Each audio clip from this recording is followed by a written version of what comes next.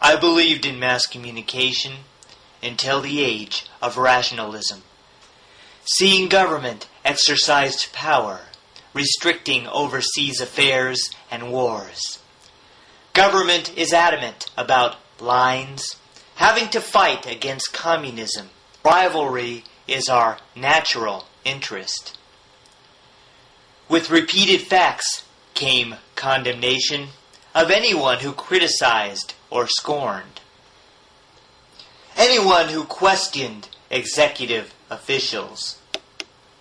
Nobody says anything publicly, nor admits that protesters have a point. Today, valid points are not acknowledged, never to be publicly admitted. Those who protest the wars have been silenced with the resistance of new evidence. Americans see soldiers as good guys, spreading democracy around the world. Soldiers inflict unnecessary death under higher orders of destruction. It is then viewed as a deviation through the eyes of government media. Dark threads run through military doctrine, defending selective use of terror. I have been oblivious many years to hidden traditions of rivalry. State-sponsored national security is the controlled literary circles, never spilling in to public debate or beyond superficial discussions. Journalist investigations are skewed, dominated by feel-good messages, forbidden from exposing abuses by the intervention of sponsorship. I know counterinsurgency warfare is banned by the government industries.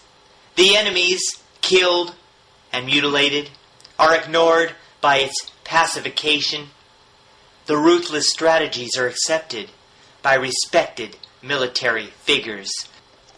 The reaction to slaughters are muted, remaining ambivalent and voiceless.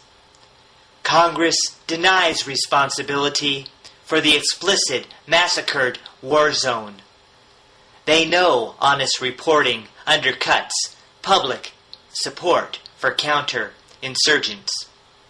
Reporters give sterile information unless they want to blame the Democrats or label the media as liberal or expose senator atrocities. Reporters know political pressure. Their patriotism is in question if they do not support warfare tactics or inquire about endless slaughters. I have seen the public benevolence through the massacre of other countries, the media insomnia. Reporters like antipsychotic pills. Not one in the media has courage to report something unpatriotic. Nothing learned from a teachable moment. Nothing rebellious for its dim viewers. The government is Prozac suicide. The media is a drug like Prozac, causing humans intellectual death, overcome by a lack of perception. The media is prescribing its drugs that cause submissiveness and meekness instead of causing impulsivity or even short bursts of hostility. I have heard shots fired in annoyance when some noisy, offensive talk show host, one believed to be a real reporter, expresses views, always patriotic. Still, trust in media has descended. Confidence in newspapers has declined. Television is still the drug of choice, bringing peace to the military force. Information becomes a distraction, a form of well-being entertainment, rather than released emancipation. It is arguments splitting into parts. Television is singing and dancing.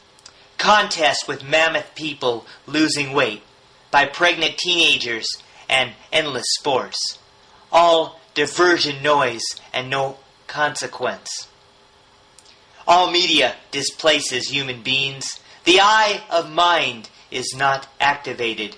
One has no control over the pacing. One cannot pause and reflect on image. Eyes are fixated on garrulous screens with no talk except during commercials, thanks to the close, convenient mute button. No mass media is as persuasive. The television screen is intrusive. Its content is prolific at selling our own image inside a brand new car or selling the image of ghastly wars. I have seen hypnosis work on people living inside the power media, examining all its warfare accounts, regulating its conflicting affairs. Government controls with television by constant music and the internet, by Facebook, texting, Twitter, and email, all to distract us from the real issues. The media is never disabled, even though there is no meat to sicken. It cannot be isolated enough for its soul to be deactivated. Torture death plays like a comedy show. Everything becomes a blip of laughter, a gush of tedious entertainment. In this unhealthy system, fluff weighs more. Its draw benefits the war criminals, as the lurid culture becomes hostile to thinking beyond media appeal, to talking beyond one's lack of knowledge. Media has led some humans astray. It has persuaded many not to care, as some are seduced into nurturing an immoral ghost while human souls die.